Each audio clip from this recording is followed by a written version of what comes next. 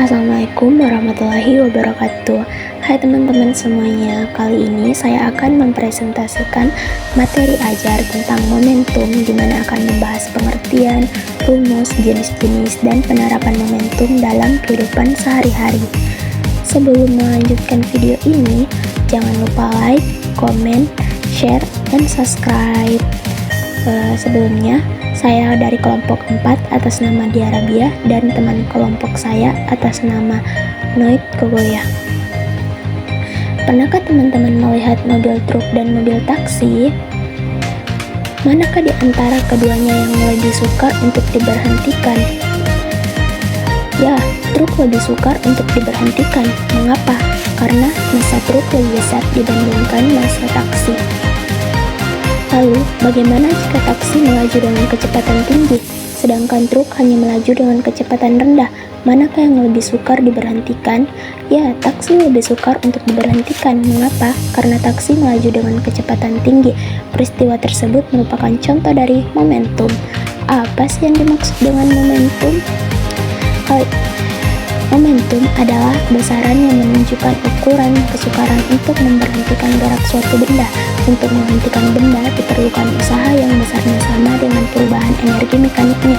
Semakin besar massa suatu benda, maka semakin besar pula usaha diperlukan untuk menghentikan benda tersebut, atau dengan kata lain, benda semakin sukar untuk dihentikan.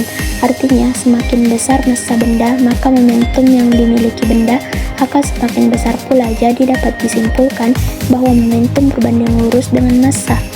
Rumus momentum itu adalah P sama dengan M kali V, di mana P adalah momentum satuannya kilogram meter per sekon, M adalah massa satuannya kilogram, V adalah kecepatan satuannya meter per sekon.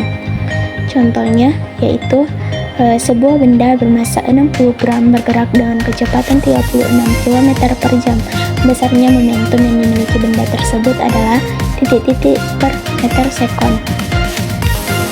Cara mengerjakannya yaitu kita mulai dengan menulis diketahui M sama dengan 60 gram.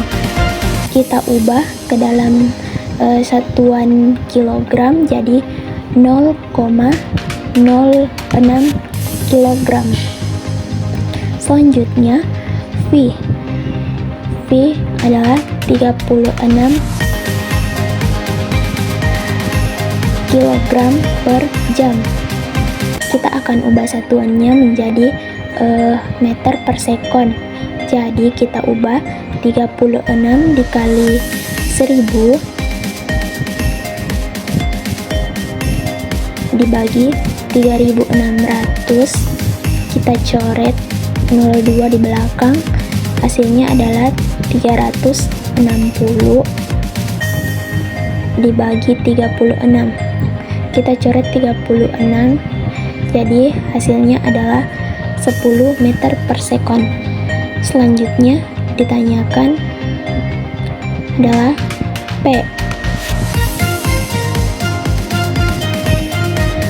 Penyelesaiannya itu kita tulis rumusnya P sama dengan M dikali V sama dengan M-nya itu adalah 0,06 kg yang telah kita ubah tadi. Jadi kita tulis 0,06 dikali V, itu V-nya 10 meter per sekon. Jadi kita masukkan, kemudian nolnya dicoret, jadi sisa 0,6 meter per sekon. Selanjutnya jenis-jenis momentum ada dua. Yang pertama itu momentum linear. Momentum linear adalah momentum dari benda yang bergerak secara transiasi. Artinya momentum ini adalah momentum yang dimiliki oleh benda-benda yang bergeraknya lurus. Tentu tidak semua benda selalu bergerak sepanjang lintasan lurus, tetapi untuk membantu kita menganalisis gerakan benda, kita menganggap setiap benda seolah-olah selalu bergerak sepanjang lintasan atau jalan yang lurus. Setiap benda bergerak pasti mempunyai momentum. Apakah gerakannya cepat atau lambat, pasti memiliki momentum, karena momentum merupakan besaran vektor. Maka selain mempunyai besaran atau nilai, momentum juga memiliki arah-arah momentum lintasan sesuai dengan arah kecepatan besarnya. Nilai momentum linear suatu benda merupakan hasil kali massa benda dengan kecepatan gerak benda tersebut. Lalu, apakah teman-teman tahu bagaimana cara menentukan arah vektor momentum? Mari mari kita bahas sama-sama. Arah vektor momentum selalu sama dengan arah gerak benda. Bila benda bergerak ke kiri, maka arah vektor momentum ke kiri. Lalu, jika benda bergerak ke atas, maka arah vektor momentumnya juga ke atas. Dan kalau benda bergerak ke kanan, berarti arah vektor momentum ke, ya, benar, ke kanan. Nah, sekarang teman-teman sudah paham kan bagaimana cara menentukan arah vektor momentum?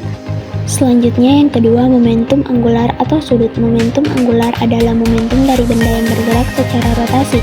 Artinya, momentum ini adalah momentum yang dimiliki oleh benda-benda yang bergerak melingkar atau berputar. Dikatakan momentum sudut karena ketika melakukan gerak rotasi, setiap benda mengitari sudut tertentu. Dalam hal ini, benda berputar terhadap poros alias sumbu rotasi.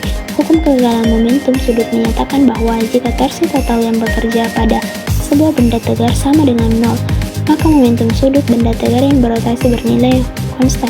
Hukum kekekalan momentum sudut merupakan salah satu hukum kekekalan yang penting dalam fisika. Secara matematis, pernyataan hukum kekekalan momentum sudut dapat dibuktikan dengan persamaan hukum kedua Newton untuk gerak rotasi terhadap momentum.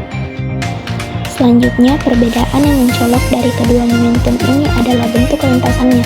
Momentum linear memiliki lintasan lurus, sedangkan momentum sudut memiliki lintasan melingkar. Penerapan momentum dalam kehidupan sehari-hari. Yang pertama, mobil menabrak pohon. Sebuah mobil bergerak dengan laju tertentu, kemudian menabrak pohon. Semakin cepat kelajuan mobil itu, maka semakin besar massa mobil, maka momentumnya semakin besar pula. Yang kedua, memasang paku. Momentum dari palu yang memiliki kecepatan tertentu akan sama dengan momentum setelah paku dan palu bertumbukan yang menyebabkan adanya kecepatan paku sehingga masuk ke dalam kayu. Yang ketiga, momentum pada balon yang ditiup kemudian dilepaskan. Ketika balon yang ditiup dilepaskan, balon akan meleset cepat ke udara. Ketika balon meleset, udara dalam balon ke udara ke arah berlawanan dengan gerakan balon. Momentum udara yang keluar dari balon mengimbangi momentum balon yang meleset ke arah berlawanan. Yang keempat, momentum pada kelereng. Saat menggelindingkan kelereng, jumlah kelereng awal sebelum tabrakan sama dengan jumlah kelereng yang terlempar sesudah tabrakan. Ini sama seperti hukum kekekalan momentum sebelum dan sesudah tabrakan itu sama. Yang kelima, momentum pada shuttlecock yang dipukul dengan raket. Ketika shuttlecock bertemu dengan raket, maka kedua benda tersebut mengalami tumbukan, di mana setelah keduanya bertumbukan, shuttlecock terkena gaya dan melayang ke udara. Baik, terima kasih. Sekian video dari saya. Semoga bermanfaat bagi teman-teman semua. Dadah!